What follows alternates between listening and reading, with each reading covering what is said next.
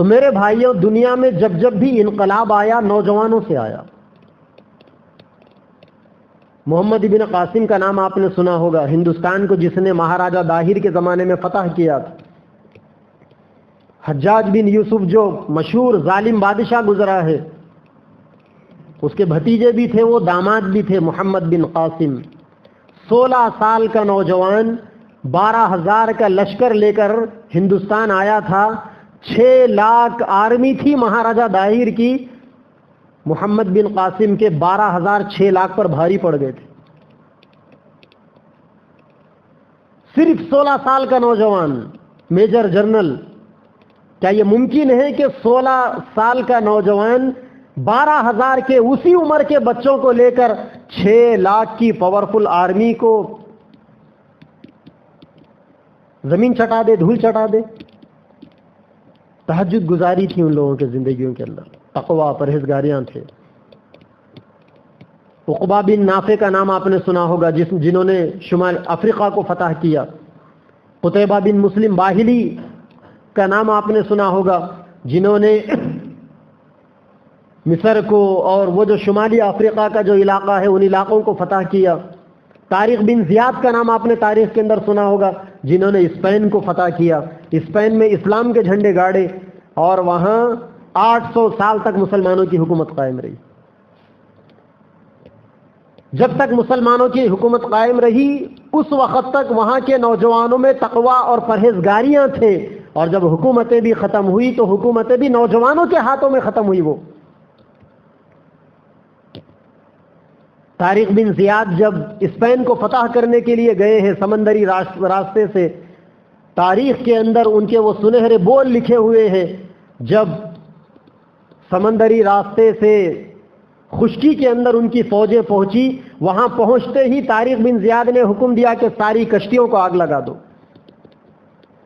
پھر انہوں نے خطبہ دیا کھڑے ہو کر، جو لمبی چوڑی 2-2.5 گھنٹے کی تقریر نہیں تھی، 1.5 لائن کے بول تھے خالی۔ انہوں نے کہا کہ اے لوگوں، دشمن تمہارے سامنے ہے، سمندر تمہارے پیچھے، پیچھے جاؤ گے تو بھی مرنا پڑے گا، خودکشی کی موت ہوگی، سامنے جاؤ گے یا اللہ تعالیٰ تمہیں شہادت کی موت دیں گے یا غازی بنا کر یہاں اسلام کا بول بالا فرمائیں گے۔ سارے لشکر نے آواز دی کہ ہم آگے بڑھیں گے، ہم شہادت کے لیے تیار ہیں، لیکن اس سرزمین میں ہم اللہ تبارک و تعالیٰ کی وحدانیت کے جھنڈے گاڑیں گے، اس کے لیے ہمیں کیا کرنا ہے؟ بادشاہ نے، کمانڈر نے کہا صرف 2 چیزیں کرنا ہے، ایک مصیبتوں پر صبر کرنا ہے اور دوسرے حق کے دامن کو اپنے ہاتھوں سے جانے نہیں دینا ہے۔ پھر اللہ تبارک و تعالیٰ نے وہ دن دکھایا، انہوں نے اسپین کو فتح کیا، اور ایک زمانہ ان 1400 سال کے اندر، ایک 800 سال کا زمانہ ایسا گزرا جس کے اندر اسپین کی مملکت پوری دنیا کے عالم اسلام کے لیے ایک چمکتا دمکتا ستارہ ہوا کرتی تھی۔ آج صرف وہاں پر باقیات ہیں۔ مجھے اچھا یاد ہے 2003 کے اندر اسپین کا جو کیپٹل ہے غرناطہ، وہاں کے مسلمانوں کے مطالبے کے بعد وہاں کی حکومت نے 450 سال کے بعد ایک مسجد کو اوپن کرنے کا پرمیشن دیا تھا۔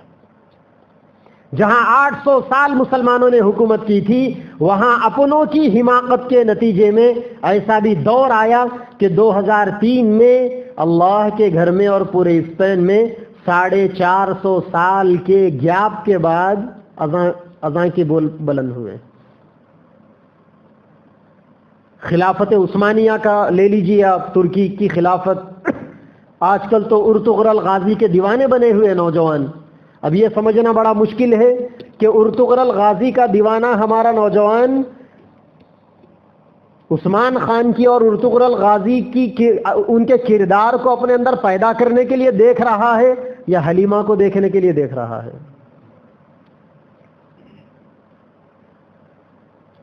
سنا اس میں حلیمہ بھی ہے، اور لوگ دین کا نام لے کر بھی کبھی کبھی غلطیاں کرتے ہیں۔ اب یہ کیسے پتا چلے گا؟ جب بولیں گے تبھی تو پتا چلے گا کہ عثمان خان کو دیکھ رہے تھے یا میڈم حلیمہ کو دیکھ رہے تھے۔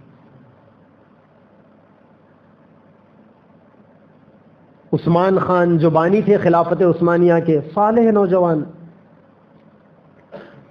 جس پیر سے جس شیخ سے مرید تھے اس شیخ کے گھر میں گئے، رات بھر بے قرار رہے، سوئے نہیں، کیونکہ اگر میں سو جاؤں گا تو شاید میرے پیر، کدھر بھی پیر پھیلاؤں گا روم کے اندر تو میرے شیخ کے گھر کی طرف ہی پیر جائیں گے، لہذا یہ شیخ کی بے ادبی اور بے حرمتی ہوگی۔ رات بھر سویا نہیں نوجوان، کھڑا رہا قرآن کی تلاوت لے کر، نیند آتی تو ایک پیر اٹھا لیتا، دوسرا پیر زمین پر رکھتا، جب یہ پیر تھک جاتا تو پھر یہ پیر اٹھا لیتا، دوسرا پیر زمین پر رکھتا۔ ساری رات سردیوں کی کڑاکے کی سردی کی رات تھی اور میدان جنگ سے واپس آیا تھا، رات بھر یہ سلسلہ چلتا رہا۔